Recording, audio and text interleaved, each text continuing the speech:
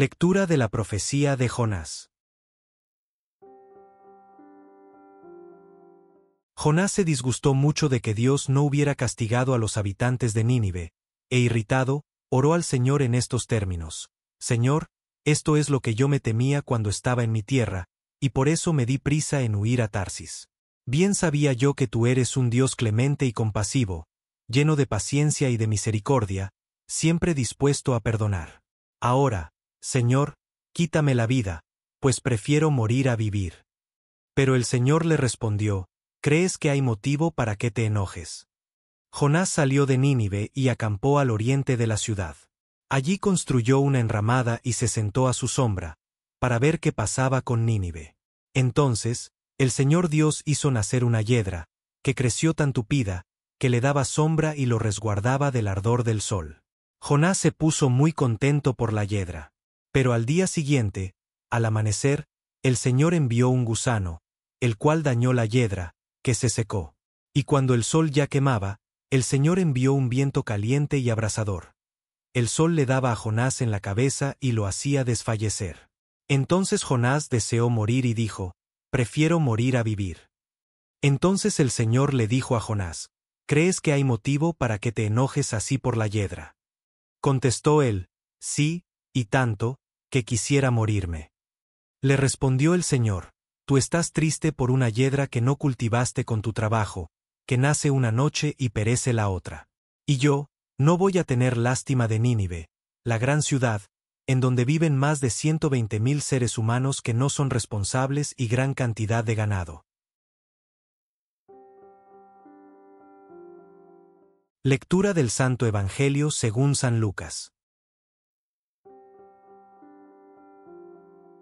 Un día, Jesús estaba orando y cuando terminó, uno de sus discípulos le dijo: Señor, enséñanos a orar, como Juan enseñó a sus discípulos. Entonces Jesús les dijo: Cuando oren, digan: Padre, santificado sea tu nombre. Venga tu reino. Danos hoy nuestro pan de cada día. Y perdona nuestras ofensas, puesto que también nosotros perdonamos a todo aquel que nos ofende. Y no nos dejes caer en tentación. El libro de Jonás culmina con uno de los diálogos más reveladores de toda la Escritura sobre el corazón misericordioso de Dios y la resistencia humana a aceptar la amplitud de su compasión. Jonás, el profeta que ha visto cumplirse su predicación de manera espectacular, reacciona no con alegría sino con enojo y decepción. La queja de Jonás es teológicamente precisa pero existencialmente equivocada. Bien sabía yo que tú eres un Dios clemente y compasivo. Conoce intelectualmente la misericordia divina, pero su corazón no la comparte. Prefiere la muerte antes que ser testigo del perdón otorgado a sus enemigos. Su deseo de morir revela la profundidad de su resistencia a la voluntad salvífica universal de Dios. La pedagogía divina se manifiesta en la lección de la hiedra. Dios hace crecer una planta que da sombra y consuelo a Jonás, quien se alegra por este don gratuito. Pero cuando la hiedra muere, el profeta vuelve a desear la muerte. Su dolor por una planta efímera contrasta con su indiferencia hacia la destrucción de una ciudad entera. La pregunta divina se repite como estribillo: ¿crees que hay motivo para que te enojes? Dios invita a Jonás, y a nosotros, a examinar la proporcionalidad de nuestras reacciones. ¿Por qué nos afligimos por pérdidas menores mientras permanecemos indiferentes ante la suerte eterna de nuestros hermanos? El contraste final es demoledor. Jonás se compadece de una hiedra que no cultivó con tu trabajo, mientras Dios se compadece de más de 120,000 seres humanos. La mención específica de los que no son responsables, probablemente niños, y del ganado, muestra que la misericordia divina abarca toda criatura. El corazón de Dios late con compasión por toda su creación. El Evangelio que hoy contemplamos nos revela el corazón mismo de la vida espiritual, la oración como diálogo filial con el Padre. Los discípulos, viendo a Jesús en intimidad con Dios, sienten el anhelo de participar en este misterio de comunión.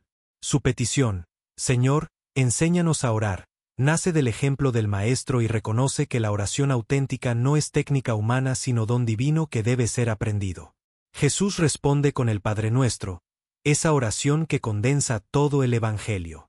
Comienza con la invocación Padre, revelando la novedad radical del cristianismo. Dios no es un soberano lejano sino un Padre amoroso. Esta filiación divina, que recibimos en el bautismo, es el fundamento de toda nuestra relación con Dios. La primera serie de peticiones se dirige directamente a la gloria del Padre. Santificado sea tu nombre, venga tu reino. La verdadera oración comienza poniendo a Dios en el centro, deseando que su santidad brille y su reinado se establezca. Solo cuando Dios ocupa el primer lugar, todo lo demás encuentra su justo orden. Las siguientes peticiones expresan nuestra dependencia filial. Danos hoy nuestro pan de cada día. No pedimos riquezas sino el sustento necesario, confiando en la providencia diaria del Padre. El pan incluye tanto el alimento material como el espiritual, especialmente la Eucaristía, pan de vida eterna.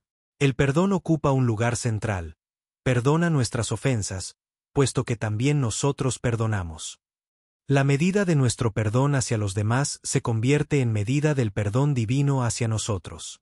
No podemos recibir la misericordia si cerramos nuestro corazón a los hermanos.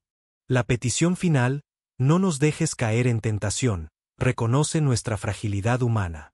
No presumimos de nuestras fuerzas sino que pedimos ser guardados del mal, conscientes de que sin la gracia divina somos vulnerables. Hermanos, esta oración que Jesús nos enseñó es escuela de vida cristiana. Oramos con confianza filial o como siervos temerosos. ¿Ponemos la gloria de Dios antes que nuestras necesidades? ¿Perdonamos como queremos ser perdonados? Que el Espíritu Santo, que clama en nosotros, Abba, Padre, nos enseñe cada día a orar con el corazón de hijos, para que toda nuestra vida sea un continuo Padre Nuestro vivido. Amén.